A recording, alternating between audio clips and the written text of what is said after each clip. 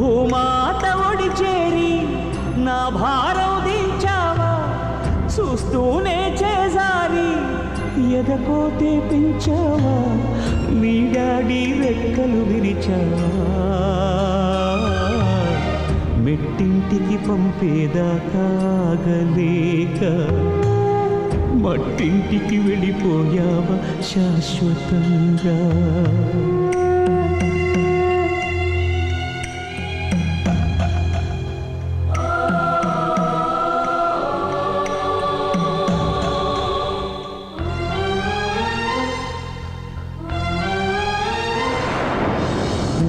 కొట్టే పాపాయి రాని రాదని తెలిసాక కథలన్నీ కంచికి పోవచ్చిన్నబోయి,